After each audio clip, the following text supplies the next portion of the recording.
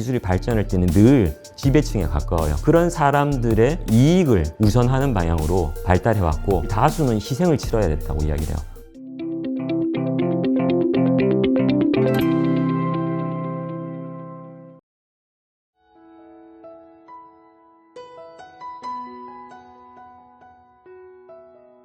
안녕하세요.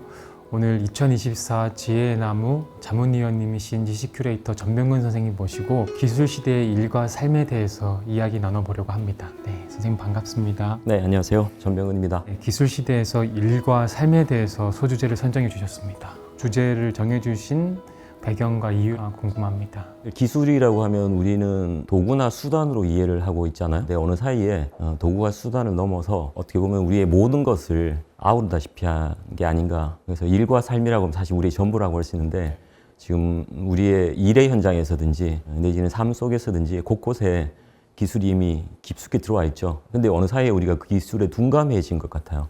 기술이 있는지 어디까지 들어와 있는지조차도 사실은 모르는 상황에서 그게 마치 우리로서는 자연스러운 것처럼 기술로부터 오히려 떠나면 부자연스러워진다던가 뭔가 문제가 있는 것처럼 느낄 정도로 이제는 기술이 우리에게는 너무나 자연스러워졌다는 것 자체가 과연 좋기만 한 건지 어떤 큰 문제가 있으면 우리가 좀 알고 뭔가 앞으로 고쳐 나갈 수 있지 않을까 하는 생각에서 일과 삶을 연결시켜 봤습니다. 기술이 거의 자연스러워졌다고 말씀하신 게 되게 인상 깊습니다. 그와 연관해서 3개의 책을 골라주셨는데요. 네, 한 권씩 좀 살펴보면 좋을 것 같습니다, 선생님.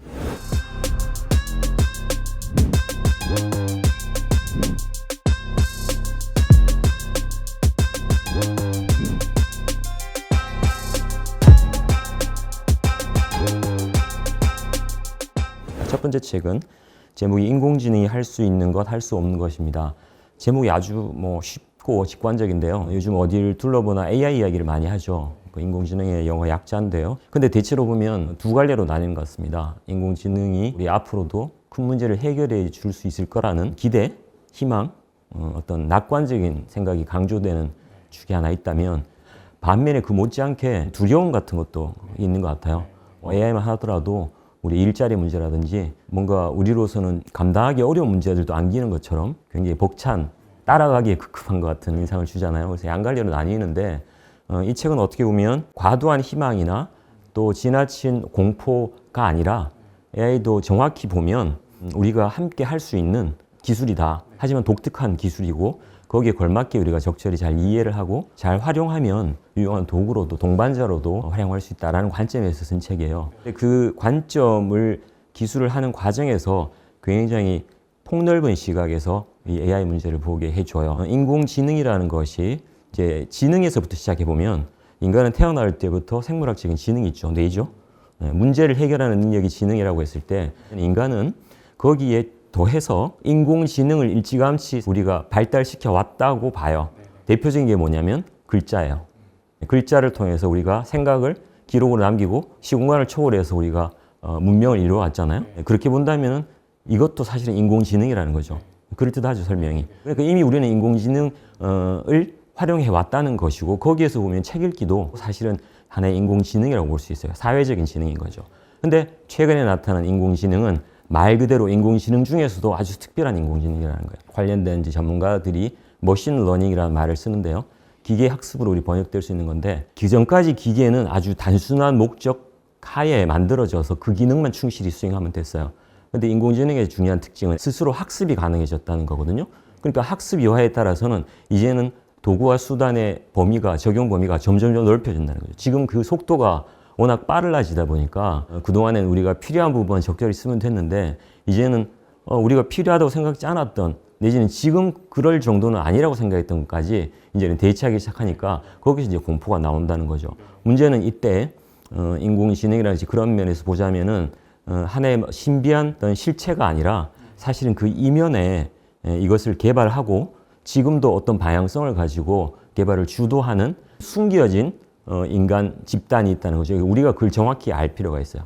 이게 결국은 지능이라는 것이 인류 공통의 이익을 위해서 잘 활용될 수 있는 쪽으로 가야 되는데 그럴 때는 이제 사회적 지능의 확장이 되는 거죠. 그런데 특정한 이해관계에 종속된 형태로 그다음에 그 특정한 이해관계라는 것이 다른 다수의 인간들에 대해서는 오히려 군림하는 형태가 될 경우에는 이건 이제 불행한 상황이 되는 거죠. 그래서 이 저자인 경우에는 인공지능이라는 것을 하나의 신비한 독립된 걸로 보지 말고 그것과 기술과 인간을 대척적으로 볼 것이 아니라 공통의 이익에 도움이 되는 쪽으로 어떻게 만들어 갈 것인가라는 쪽으로 우리가 같이 궁리를 해봐야 된다는 거죠. 이제 출발점으로 인공지능이 어떤 것이냐에 대해 정확히 이해하는 게 필요하다는 차원에서 도움을 주는 책이라고 할 수 있겠습니다. 인간은 기나긴 생명 진화 과정의 결과물이다. 특정한 조건 하에서는 AI가 인간을 능가할 수도 있지만 여전히 인간은 AI가 가지지 못하는 특성을 가질 것이다. 그 좋은 예가 사회적 협동이다.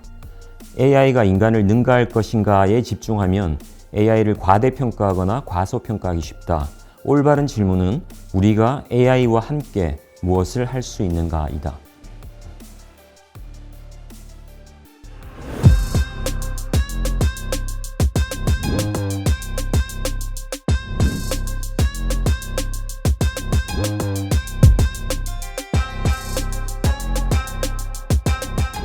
벽돌책이네요. 권력과 진보. 좀 꽤 두꺼운 책인데요. 인류 역사의 문명 역사를 한 1000년이라고 치면 그걸 포괄한 책이에요. 그러다 보니까 책이 두꺼워졌는데 우리가 흔히 진보라고 이야기하면 기술 발전을 통해서 인류의 삶이 나아졌다라고 하는 게 진보의 어떤 정의라고 할 수 있잖아요. 그런데 이 책에서는 그동안의 그런 믿음, 진보에 대한 그리고 기술주의에 입각한 진보 개념을 정면에서 반박을 해요. 기술주의의 낙관론자들은 기술은 어쨌거나 모두를 위한 방향으로 발전해 왔다. 그런데 이 학자 두 사람이 역사적으로 쭉 추적을 해보니까 기술은 사실은 모두를 위한 방향으로 발전해 온 게 아니었다는 거예요. 그 역사적으로 보면 기술이 발전할 때는 늘 그걸 주도할 때에 특정한 어떤 지배층에 가까워요. 그런 사람들의 이익을 우선하는 방향으로 발달해 왔고 그 과정에서는 늘 다수는 희생을 치러야 됐다고 이야기를 해요. 지금 우리가 기술 혜택을 누리지 않느냐라고 반문할 수 있잖아요. 기술이 발전되고 난 다음에는 그 희생당했던 사람들의 문제를 의식한 사람들이 목소리를 내기 시작해서 연대를 하고 하나의 또 다른 저항 권력이라고 그래요. 형성해서 지배 권력에 대해서 맞섰을 때에 희생당했던 걸 되찾았기 때문에 마치 우리가 지나놓고 보면 기술이 원래부터 모두를 위한 것처럼 보였다는 거예요. 이 저자의 문제의식은 과거에만 그치는 게 아니라 오늘날에도 지금 기술의 그 힘이 크면 클수록 그 격차는 더 커질 수 있다는 거예요. 실제로 그렇거든요. 고대 때보다 근대 산업혁명 때에 소수의 이익을 위한 것과 그다음 다수가 희생을 겪고 있다는 격차가 더 극심했단 말이죠. 근데 지금도 사실은 공장이 눈에 보이지 않는다 그래서 없는 게 아니에요. 우리 눈에 보이진 않지만 다른 형태로 많은 사람들이 여전히 희생의 형식으로 그 대가를 치르고 있는 게 현실이란 말이에요. 그걸 우리는 잘 몰라요. 그리고 앞으로 아마 더 그럴 가능성이 크다고 이야기를 해요. 저 일자리의 어떤 성격이 바뀐다든가 그리고 그 다음에는 인간이 해야 될 것, 의미 있는 활동 자체도 과연 뭐가 남아있을지에 대해서 우리가 더 고민을 해야 되는데 문제는 앞으로의 기술 발전도 기술이 알아서 잘 되겠지라고 이야기하면은 또 특정 권력이나 이해관계가 더 고착화되는, 더 강화가 되는 방향으로 지금 가고 있다라고 경고를 해요. 그걸 바로잡기 위해서는 관련되는 대개는 거기에 배제된 이해관계 사람들이 거기에 맞서는 어떤 연대를 통해서 권력을 형성해서 정책 개발이라든가 거기에 기술을 주도하는 사람들에 대해서도 어떤 견제랄까요? 투명성을 확보하는 과정에서 노력이 필요하다고 이야기를 하죠. 그래야 진정한 모두를 위한 기술이 될 수 있고 그럴 때 우리가 진보라고 부를 수 있다고 하는 거죠.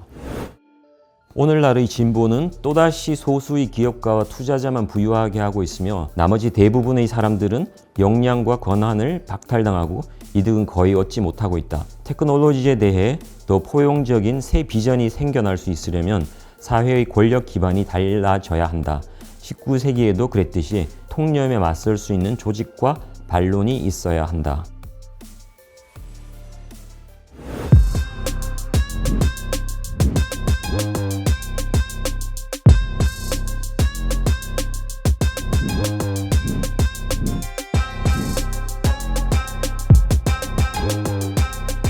다음은 소설인데요.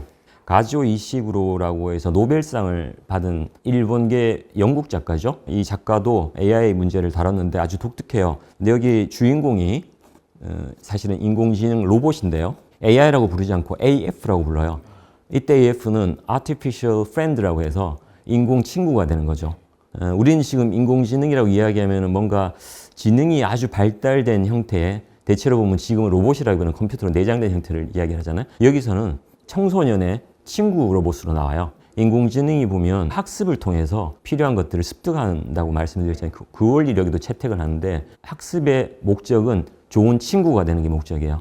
로봇의 이름이 그중에 하나가 클라라인데, 이 클라라가 진열장에 팔리기 전에 쇼윈도 너머에서 내다보기 시작하면서 세상을 배우는데 중요한 학습 대상 중에 하나가 태양이에요. 제목이 그래서 클라라와 태양인데, 묘하죠. 사람이 주인공이 아니라 로봇이 주인공인 것도 아주 묘한데, 인공 친구라는 이 클라라를 통해서 AI가 공포스러운 이런 문제가 아니라 인간이 지금 어떤 상황에 있는가를 돌아보게 해요. 이 시대 자체도 굉장히 초경쟁 사회예요. 또 경제력에 따라서 아이에게 교육을 얼마나 시키느냐에 학부모들이 다 몰두해 있는 상황이죠. 그러다 보니까 친구하고 놀 시간이 없어요. 친구가 없으니까 이걸 또 인공적으로 기술로 해결하려고 들어요. 그러면서 등장하는 게 경제력에 따라 또 좋은 제품을 사요. AF를 사는 거죠. 그 클라라가 팔려가는데, 거기서 인간, 그 소녀와 만나면서 이 당시에 기술이 생명공학을 통해서 복제가 가능한 어떤 수준에 와 있거든요.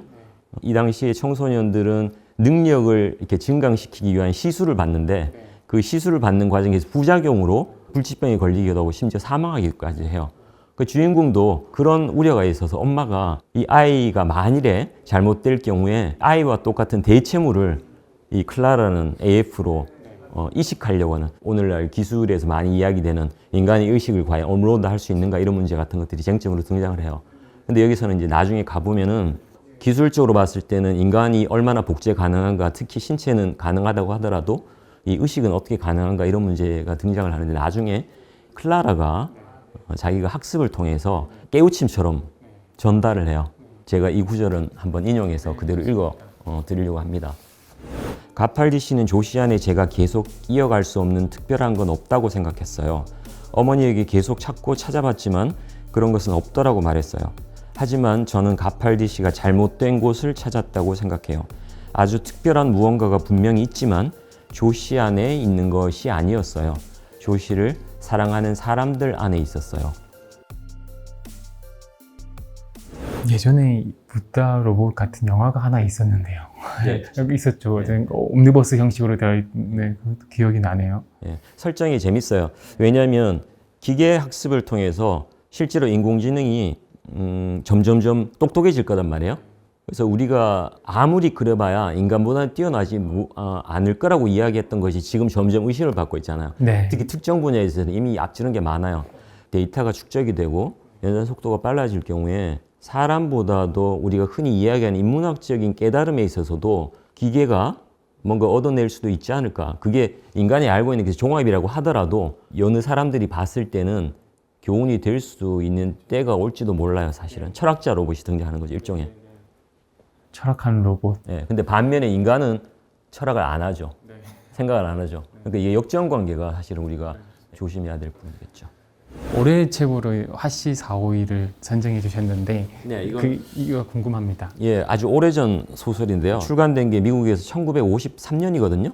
뭐 반세기도 훨씬 전에 나온 책인데, 지금 우리 어떤 주변의 모습을 너무 생생하게 보여주는 것 같은 인상을 받았거든요. 이 레이 브래드버리라는 SF 작가예요. 이 분야에서는 아주 유명한 고전적인 작가인데, 이 작가가 집필할 무렵에 텔레비전이죠. 큰 스크린이 이제 대중적으로 많이 구비를 하는 그런 시대였던 것 같아요. 근데 여기 상황을 보면은 사람들이 집에 가면 벽면이 스크린으로 되어 있어요, 온통. 그 스크린 상면이 너무 생생해요. 그 온갖 재미있는 오락거리, 거기 등장한 사람들이 늘 나를 즐겁게 해줘. 거기에 빠져 있다 보니까 주변에 가족들하고는 대화가 없어요. 그러니까 사람들이 주변 사람들하고의 대화라든가 책 같은 것들을 멀리하게 돼요. 책은 읽게 되면 자기가 머리를 생각을 해야 되잖아요. 꺼리게 돼요. 그리고 또 하나 재밌는 게 주인공이 소방수로 나와요. 영어로 파이어맨이어서 말 그대로 불을 끄는 사람이잖아요. 근데 반대로 이 미래 상황에서는 불을 끄는 게 아니라 책을 태워요.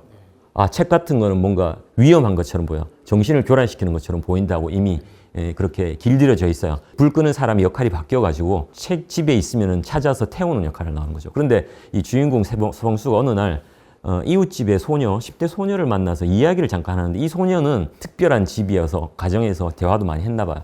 대화를 잠깐 하고 난 다음에 눈을 뜨게 돼요. 이 사람은 그동안에 내가 뭘 잊고 있었는지 집에 와보면은 안에는 스크린만 빠져있고 뭐 이런 식으로 익숙해져 왔는데 자기가 이제 하나씩 눈을 뜨게 되면서 자기가 태워왔던 책을 한번 보기도 하고 책과 관련된 사람 찾아가서 물어보기도 하면서 책이 뭔가 중요한 걸 우리가 잃어가고 있구나라고 이야기하면서 이제는 결사적으로 이걸 보호하려는 쪽으로 역할이 바뀌게 되고 그리고 알고 보니까 책을 통째로 외우는 사람들이 모여서 도피를 하고 있어요. 근데 이 스크린 시대의 위험이라고도 할 수 있는 게 그런 상황에서 보면 전쟁이 막 일어나고 있는 거예요. 나중에 결국은 핵전쟁으로 끝나는데 전쟁이 끝나고 난 다음에 그 책을 통째로 외우고 있던 사람들이 우리 사회의 재건에 나서는 걸로 나와요. 근데 이제 중간에 책을 불태우려는 소방서장과 어떤 논쟁이라든가 이런 걸 통해서 책이 도대체 어떤 의미가 있는지 그리고 책이 과연 필요한지에 대해서 질문을 던지거든요. 그래서 우리가 한번 그런 문답을 통해서 새삼스럽게 생각해 볼 수 있게 돼요. 책과 우리 삶에 있어서 소중한 것들은 어떻게 연결이 되는지를 이 책에서 잘 담고 있어요. 네, 오늘 2024 지혜의 나무 기술시대의 일과 삶에 대해서 지식 큐레이터 전병현 선생님과 아주 풍요로운 내용들을 함께 나눌 수 있어서 감사했습니다. 네, 감사합니다. 감사합니다.